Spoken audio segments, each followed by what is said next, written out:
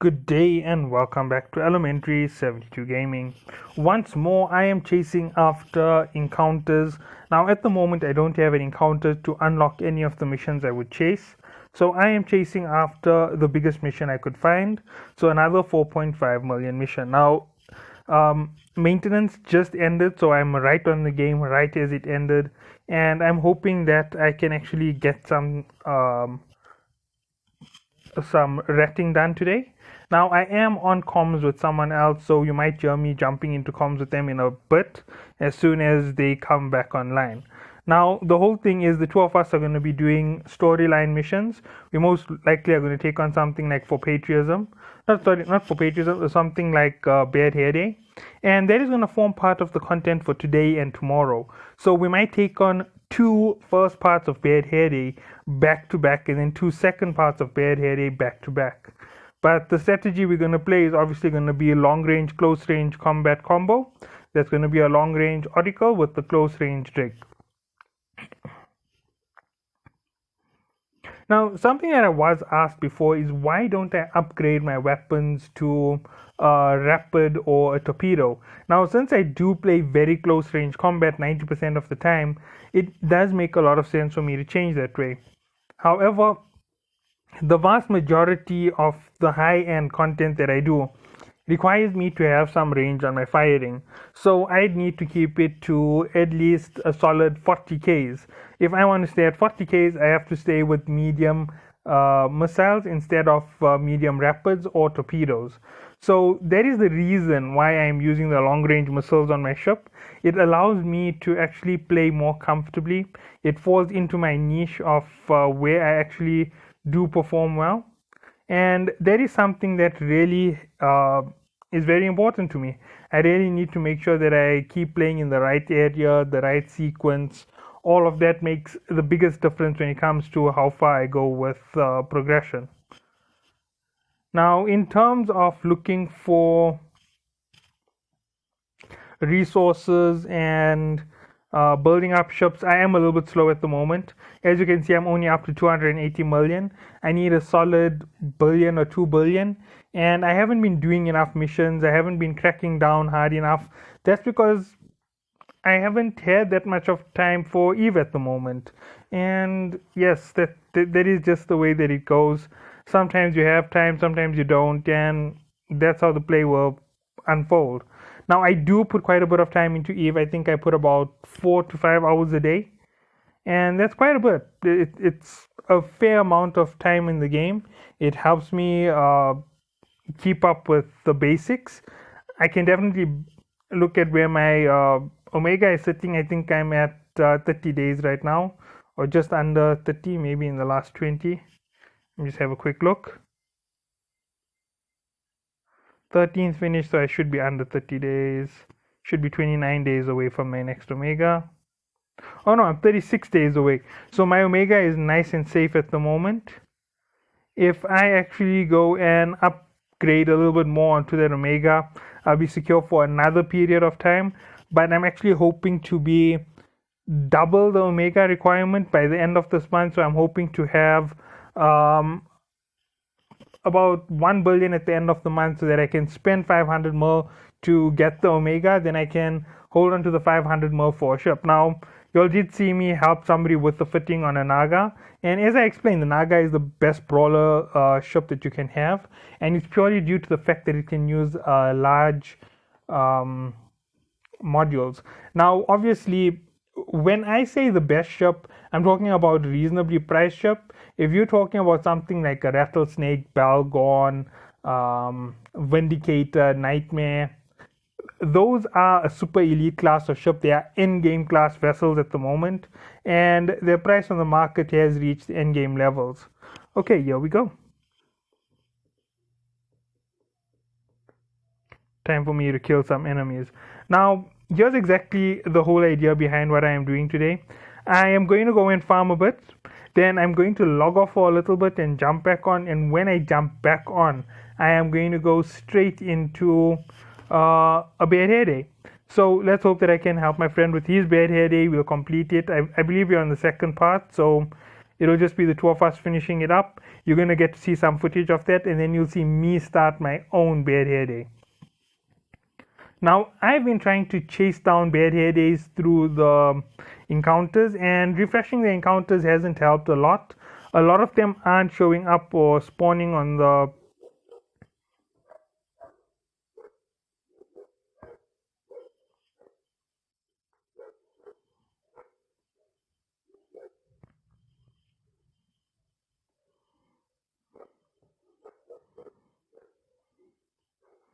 Okay, there we go. Everything on my shop is currently at optimal instead of at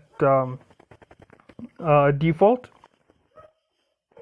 So my shop is going to go to its best possible position to do maximum damage, and it's going to use that against all of these shops. So that is where things are heading at the moment. I think it's moving out to 49. Yeah, it's a bit off on where it should be.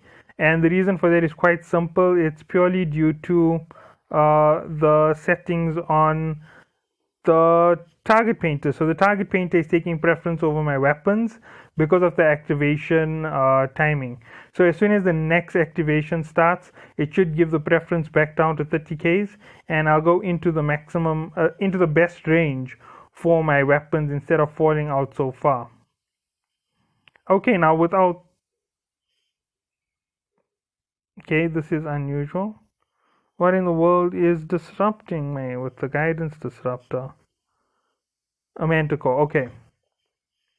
Yeah, should have seen that one coming. There we go, I'm at 28 kilometers. Now that's purely because of that guidance disruptor interfering with my max range. So since it is interfering with my max range, it is causing a difference in where my optimal is. As soon as it goes, it will definitely reflect better for my optimal range. Now let me just lock this guy.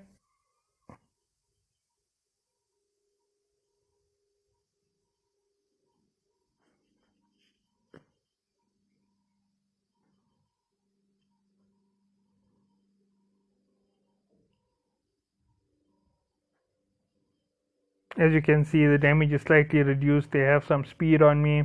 It's definitely making a difference to the fight. Up this quickly. There we go. Now I don't have to recover for a few seconds.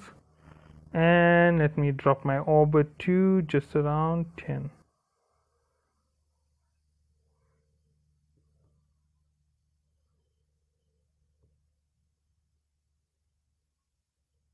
Now you might be wondering why I'm dropping my orbit so low. That is not right. It should be following my missiles optimal instead of my target painter's optimal. I don't know why it keeps moving to that distance. That is one of the reasons why I use default, because sometimes it can do these ridiculous things where the ranges change uncontrollably.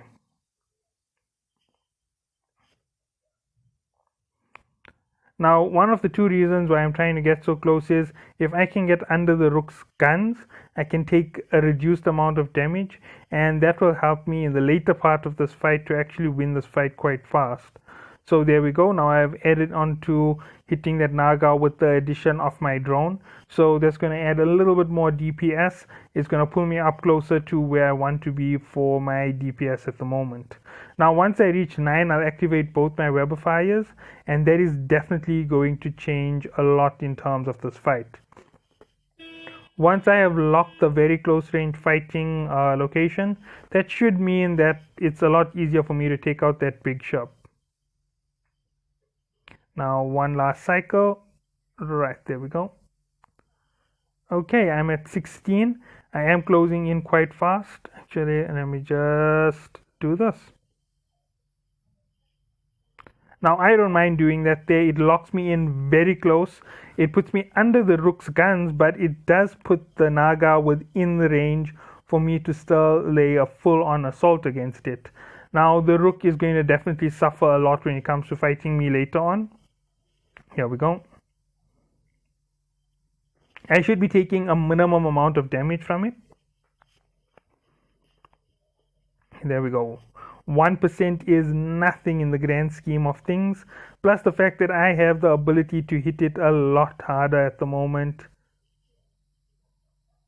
There we go. I'm 4% down.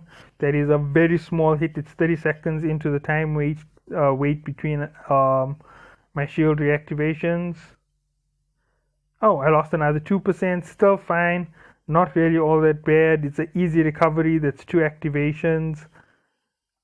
See, right, so if you're looking at the progression, I am at 93, it's almost at 50% of its shield. If this here keeps up, I'm actually going to be in the lead by quite a bit. I've got 2 more seconds. Once I activate these 2, I will activate the booster.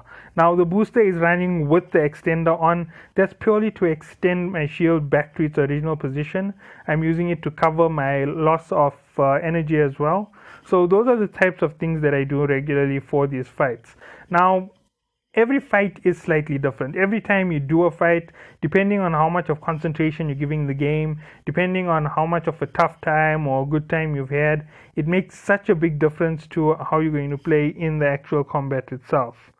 There you can see I took a 2%, and here we go. Let's see the recovery from this. I should be able to get back to a full shield in no time after this. So there's a 97% shield. As you can see, there is a slight delay on impact. I don't understand exactly what's going on, but if I zoom out, might have a better look at what's going on. Yeah, there we go.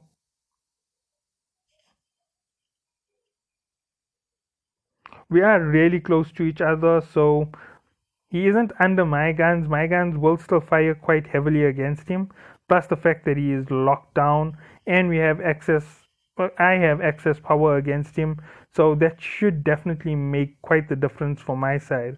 Now this is something that is definitely going to be a feature when it comes to taking on these big ships, getting under their guns.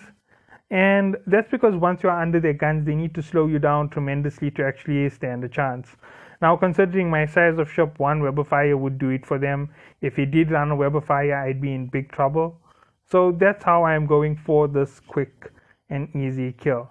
Now this is just the first wave of this particular encounter.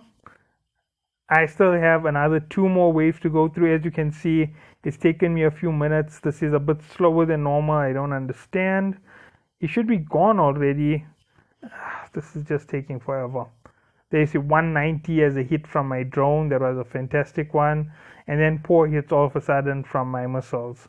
Now, considering that he is frozen in place by the Web of Fire, I expected to be doing a lot more damage to that ship.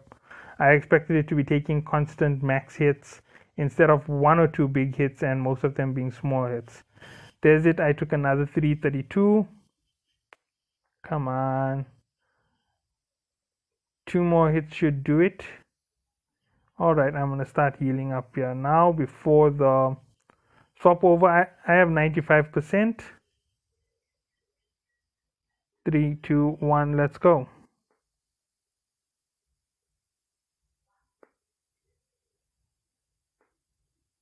Now you might be wondering why I'm waiting. That's because I already know what I'm going to attack.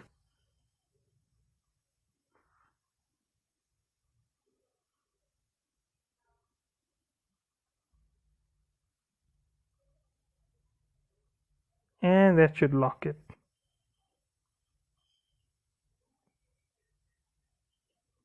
Now once more I'm against the Rook and the Naga in the end. I'm obviously going to take out all the small ships first, and that's definitely going to affect the way this fight is flowing for the enemy. Right now, as you can see, they are overwhelming me, but I have it as simple as 1, 2, 3. And there we go. Next one is also going to take a nice big hit. And there we go. 1, 2, 3. So I have pushed up into the right section of this fight. It's going quick and easy for me. Hopefully this last 2 ships are going to go down quickly as well. And that will allow me to progress to the last wave a lot faster.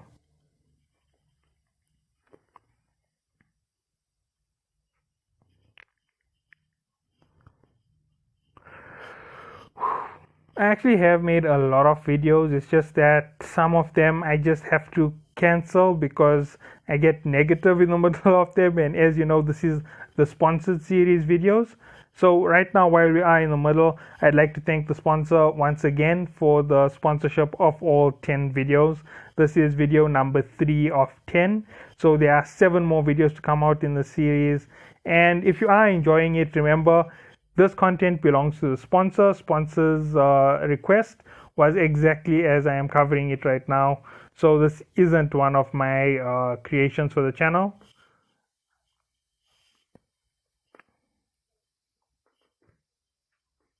Okay, I'm actually just going to extend it now. Doesn't really hurt too much if I get rid of the Blackbird and the Manticore. There we go. 1, 2, 3. Finished. Right, so I haven't yet started taking in ticks for the bounties. I am expecting a solid 1.5 to 2 million from this encounter. Let's hope that I do get the right ticks, and that's definitely going to push me up in terms of my earning from this mission.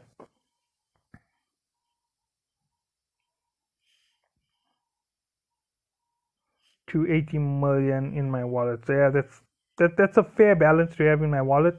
My wallet should be sitting somewhere closer to $500 million in the next day. Hopefully it will be sitting at $500 million, and then following that, the next day it should be up to at least 700 billion. And all depends on how well I do and whether my team shows up to actually rat with me.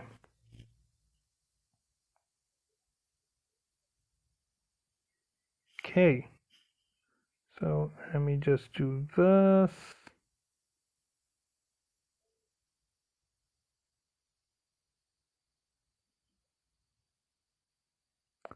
At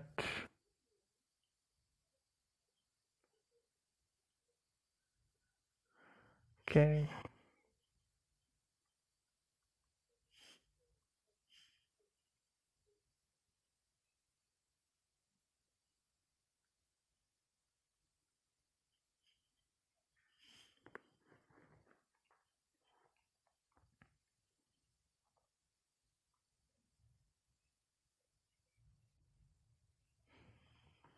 And as you can see, I'm heading straight into the Rook again. The Naga is easy enough to kill. I don't need to have 0 distance on it.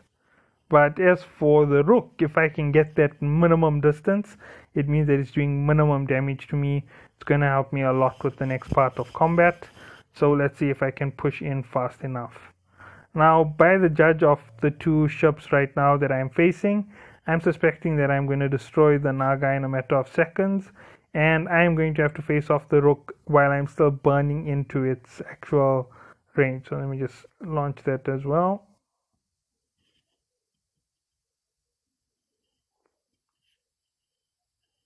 Alright, there we go. One more hit on that and the ship should be gone. Alright.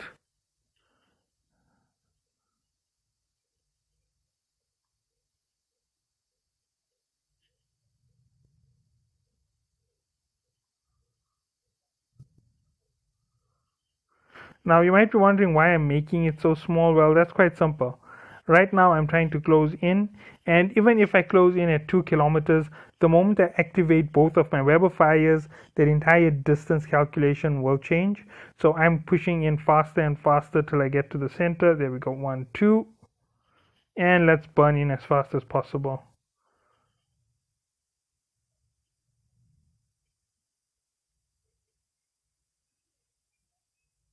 Alright, this is definitely going to be a problem for the Rook. 1, 2 on. Speed reduction in 3, 2, 1 now.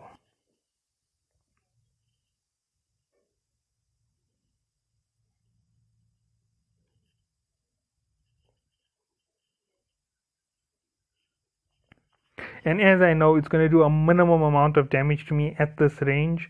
So I've just got to stay under its guns, hit it as hard as possible, take it out as quickly as possible, and I am home free to go on to the last wave of this mission and complete it. Now, another thing to note, because these are the elites in the T9 level, that means it drops T9 loot. So picking up this loot is quite valuable. I can pick it all up and sell it on the market. sell it on the market most likely. It'll make me a fair amount of ISK and hopefully. Okay, so you did see that there was a cut section from this video. That's simply because something came up while I was shooting this video. It wasn't something that interrupted in the flow of it. As you know, ratting is a bit of a slow occupation. So I'm actually just going to explain that that quick burst in damage was because I cut from the entire clip. That is the only reason for it being the way that it is right now. I'm really sorry. I'm really sorry if that caused any type of inconvenience. Now, I am going to be on comms. So here is where it goes. Let me just talk exactly to one of these guys in comms. Hello, Twingo. How are you doing? So you're joining me for some ratting? I'm actually live with the video right now. No, it's cool. It's cool. Now, these videos have people talking to me, so it's fine.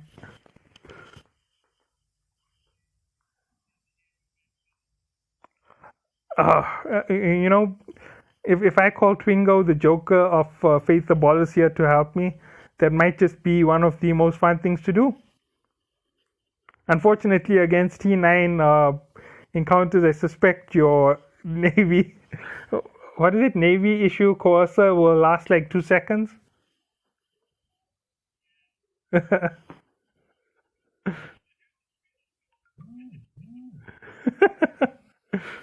Oh man.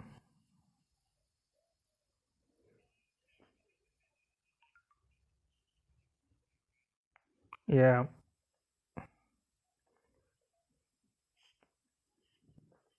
Yeah, it's cool. It's cool.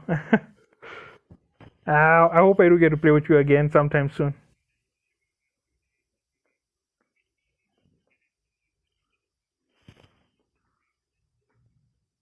Yeah. So for all of you who don't know, these are my friends from the Borg Corporation. Now, Borg Corporation used to be a part of another corp previously. I'm not going to mention their name, but right now they're part of Honeybees. And I'm definitely going to enjoy playing with them again. I have played with Honeybees in the past, and this is going to be a little bit of fun for me when I finally get to play again with all of my friends in Borg. Let's hope that I do see a lot of them in HiSec. That's going to be a bit of fun, and let's hope that I get them addicted to my format of gameplay.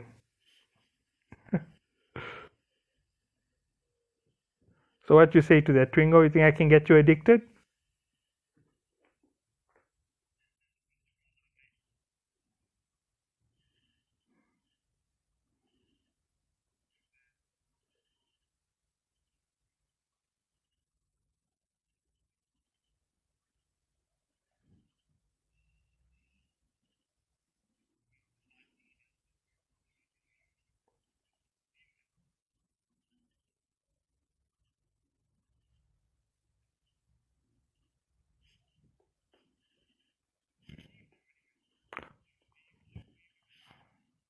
I'm not sure. Honeybees are neutral to Pandemic Corp as far as I know, so it's going to be a neutral way forward most likely.